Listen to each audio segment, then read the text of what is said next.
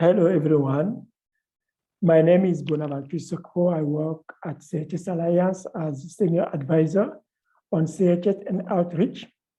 My work is to lead the CHS Alliance work to reach out to national and local organizations. Our aim is to contribute to build a national and local leadership to reinforce that, so that the humanitarian assistance and development work are led from local and national actors. This is my work. I'm very pleased here today to introduce the CHS to you, the standard that we are working with. Let me quickly share my video, my PowerPoint to show this element. Very pleased to introduce the CHS. In this presentation, with short introduction, I will try to show you what is the CHS, the content of the standard, but also how can we apply the standard. That will be the second part, that will be on the CHS verification options and quick results of that. So first, let's see what is the standard, the CHS as a standard. This is a standard that has been set in 2014 by putting communities and people affected by crisis at the center of the standard. This is based on the humanitarian principles, so you can see them in the gray circle, completely based on that. It sets 9 commitments. These 9 commitments are made to people affected by crisis. Everyone working with the vulnerable people affected by crisis, or who can be affected by crisis, need to follow this commitment that the humanitarian committee and development committees are making to the people. This is about accountability to these people. So you will see that each commitment is accompanied by supporting quality criteria. Quality criteria are what we see in the flower, the core humanitarian flower that we have on this slide.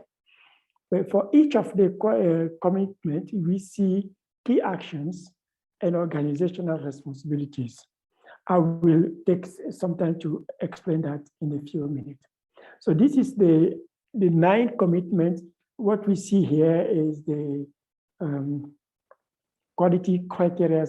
As I said, you see that communities and people affected by crisis are put at the center, and this is also based on the humanitarian principles, the 4 principles. Now I will try to show very quickly the 9 commitments to try to see what it is saying, these 9 commitments. Example that we have here, the first one is communities and people affected by crisis receive assistance appropriate and relevant to their needs. And the criteria that is working with that is humanitarian response is appropriate and relevant. So we will see all the 9 commitments. We see what we are committing to and how we can measure it. The measurement will go through the quality criteria. The second one is communities and people affected by crisis have access to humanitarian assistance they need at the right time. The criteria that is supporting it is humanitarian response is effective and timely. You will see that these commitments are trying to address the fundamental elements in the humanitarian work when we are working with vulnerable people. So having the assistance that is relevant, appropriate, and also come at the right time is very important. The third one is community and people affected by crisis are not negatively affected and are more prepared, resilient, and less at risk as a result of the humanitarian action. This is about the resilience. This is about the future for people we are working with, and we don't want to create any harm to them. we see that quality criteria is humanitarian response strengthens local capacities and avoids negative effects. The fourth one is community and people affected by crisis know their rights and entitlement, have access to information and participate in decisions that affect them.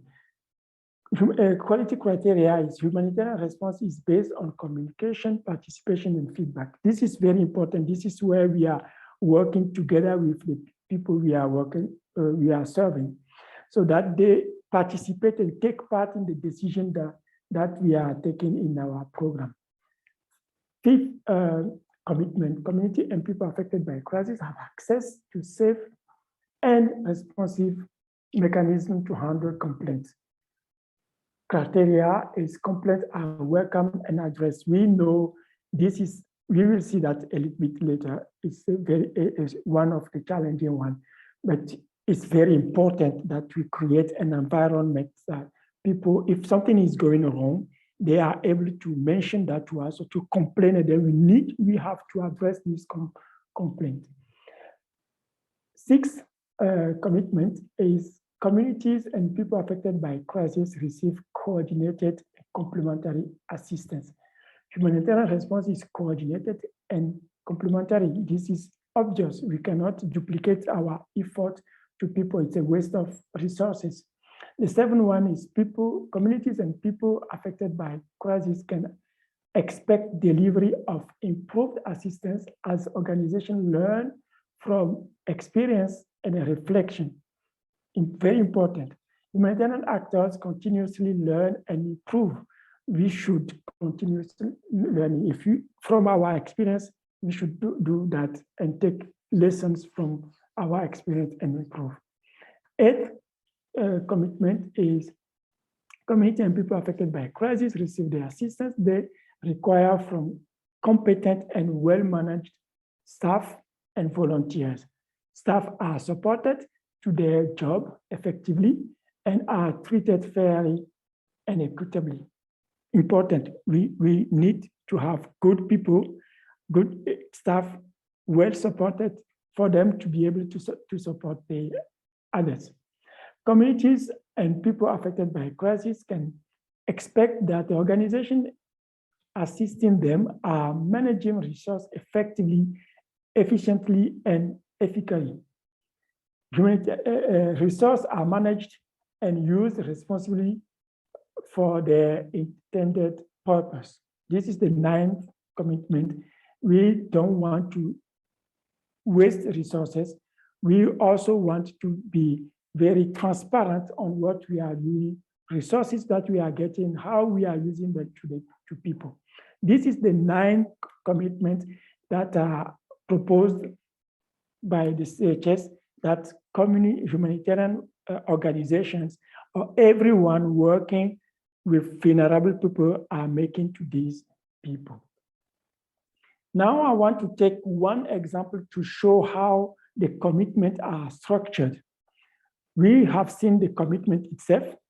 Communities and people affected by crisis receive assistance appropriate to their needs. And we see the quality criteria. Now we have what we call key actions and organizational responsibilities. Key actions are what we expect organizations should be doing in the field by their field staff when they are in contact with people. And organizational responsibilities are what structure, what system need to be put in place. I will say policies, regulations, procedures, manuals that we put in place as a system to allow the key action to take place. So let's look at some examples here. We see, for example, the first one, key actions, one for the commitment one is to conduct a systematic, objective, and an ongoing analysis of the context and stakeholder. You will see others on this screen, but let me show another element is the first organizational responsibilities, which says policies commit to provide impartial assistance based on the needs and capacities of communities and people affected by crisis. So you see clearly we should be conducting systematic, objective, and ongoing analysis, but we need the organization to commit to put in place policies that will support impartial assistance, that will support us to continue doing the analysis. This is very briefly. I will invite you to look at the whole document and all the commitment to see the details in them. These are the other commitments that are coming in. What I wanted to show here is that for our commitment, we have what we call indexes.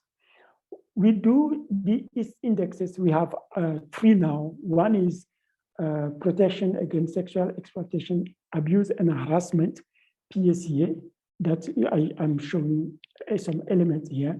We have others that are covering inclusion and diversity, and another one which is about localization, how organizations are supporting national and local capacities. So here I'm showing the one that is dealing with the PSEA because we have revised that last year to make sure that it's updated and covers all the important elements about the PSEA in the sector. So for each of the indicators, each of the key actions or organizational responsibilities, we put in place some guiding questions that will help doing the PSEA, dealing with the PSEA correctly. And you'll see as well some of the recommended evidence to see. So this is to help checking and monitoring how we are dealing with the PSEA in our work. I just wanted to show here that the CHS is in the booklet that you see on the left side of this screen, the core humanitarian standard on quality and accountability booklet. And in this booklet, you see the commitment, you see the quality criteria, and you see key actions and organizational responsibilities. The CHS is also incorporated as foundation chapter of Sphere Handbook, the 2018 handbook. And the version that you see in the Sphere is what we call the guidance note and indicators. So in that, you will see more information on how to address the key actions. For example, if you say the first one, what to do to make sure that you are doing a systematic and ongoing assessment of the sector. Now, briefly, why should we apply the CHS? We know we should apply the CHS to improve the organization's accountability to people affected by disaster, conflict, or poverty, to improve the efficiency, effectiveness, and impact of the organization's work, and to demonstrate commitment and high quality of work. When you apply the CHS, you are demonstrating that because CHS will help you measuring where you are and improve. So to improve opportunities for donors, we have seen that from experience when organizations are applying the CHS, the trust between them and the donors has increased. And CHS as an entry point to increase engagement to influence policy in this sector. So this is what I will show you. As we are using the CHS, we are trying to monitor how far we are addressing or meeting the commitment and use the result to influence policy in this sector. I want to say something first because here we see that this is about the organization. And something that is important for me when I'm using the CHS is that by applying the CHS, I see organizations are making something that is very important for me is to make sure that people there we are working with are respected. they are treated with dignity, and they are treated with safety. So if all these things are working, that is fantastic, and this is what CHS is trying to do. Let me continue.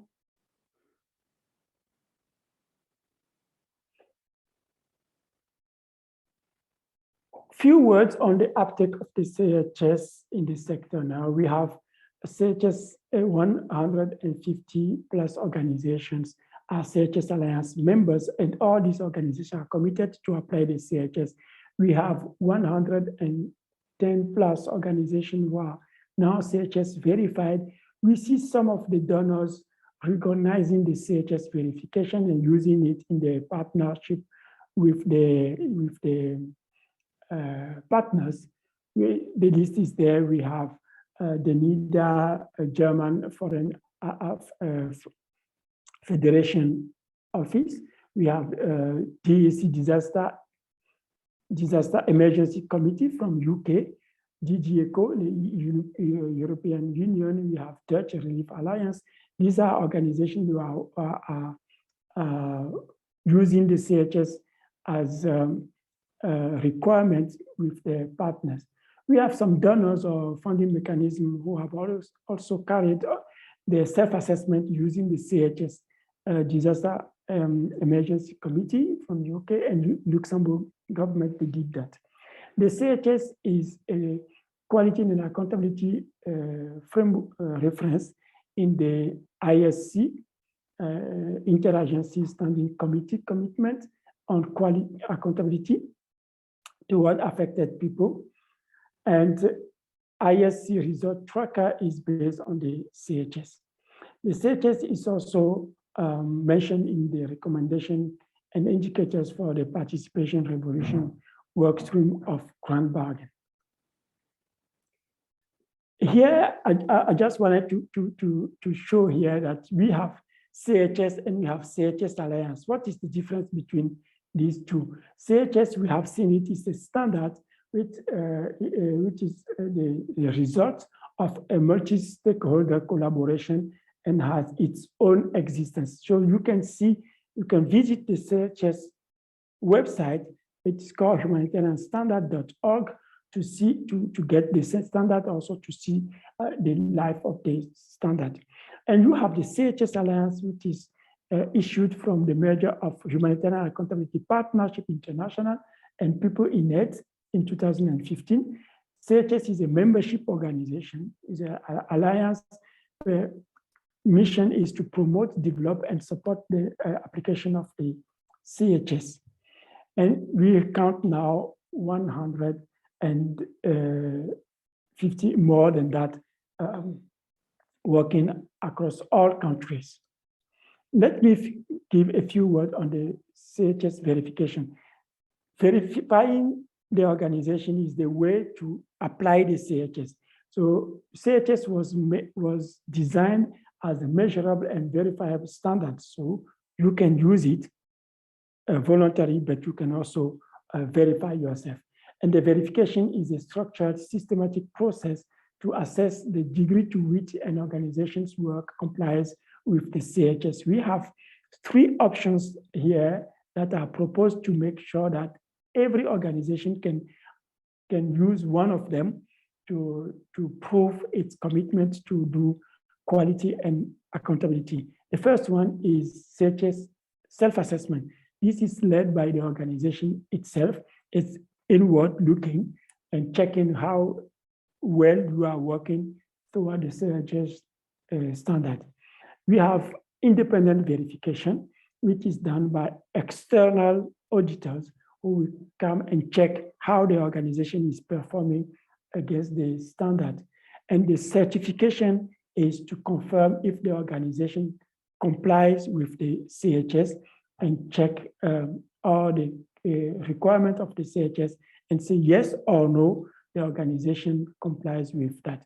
These two options are managed by Humanitarian Quality Assurance Initiative, an external organization and independent, which is accredited ISO.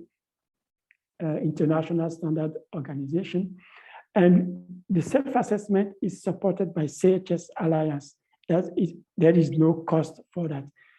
For the HKI work, there are costs, but there is also a subsidy fund that covers up to 90% of the cost for national and local organizations. These three options that I propose have the same foundation. The verification framework is the same. We have 62 indicators. These indicators are key actions and organization responsibilities put together. We have a scoring grid that we use for all of the options to set the scores of the organization against the indicators. And the source of information we are using are the same. We use relevant document in the organization, staff interviews or survey, consultation with communities and with partners. The self-assessment, if you do the CHS self-assessment, you will check the system, guidance, and policies in place in your organization, and you will check them, ensuring the quality and accountability of intervention. You will also check the implementation of those policies in the project and activities in the field. And you will also have a place for inclusion of quality and accountability measures in partnership practices and tools. So these are the things that you will be checking, doing through the self-assessment. I want just to show you an example of result that you can get. If you do that and you do all the scores, here is something that I'm taking from the Humanitarian Accountability Report 2020 that put together all the organizations who have been involved in the verification. If you look at the results, we see how collectively these organizations are meeting the commitment. And one of them, the commitment 5 that I set at the beginning, is the most challenging one. So by doing this, you clearly see where the sector is, and each organization also has its own dashboard to see where the organization stands. What I'm showing here is the fact that we see the verification pushing for improvement. For example, we looked at the average scores of organizations who are certified, and we can see that on the commitment 5, the most challenging one, this is where we see improvement over the years when they are going through the verification. And the verification allows us also to go in depth and see for each of the commitments, how are we performing on each of the indicators, and see how we are progressing on this. So these are the two figures that we have here. This is the where we are about the indicators. So we see them one by one, and we see also how we are progressing over year on these indicators. These are the things that I wanted to share with you. I'm very pleased that you are interested in the CHS. Thank you for your attention. Don't hesitate to reach out to me if you have any questions or want to continue the discussion. My email is there. Thank you very much. Thank you so much, Mr. Sokpo, for your wonderful presentations. Very detailed, very succinct. And on behalf of course, as the organizations and also our humanitarian partners here in Fiji, I just want to convey our sincere gratitude for taking out your time to share with us your presentations. And just too bad that we would not be able to have it tomorrow, but we'll definitely share with you the final outcome. And also thank you for sharing your email. And I'm sure that you'll be receiving some emails from our partners. So again, thank you so much for tonight. Welcome. Yes, I wish you good luck for tomorrow workshop. And I will really be pleased to hear some feedback Thank you so much. of the workshop. Thank you. And Thank you. let me know if you need anything from me that I can do. We'll definitely do. Thank you, Okay. sir. Thank So you have you. a wonderful day at work. It's Okay. the end of the day for you, so good Yeah, evening. it's after 8 p.m. now. Yes, good evening. Okay. Good Okay, day, bye sir. bye. Manaka. Bye.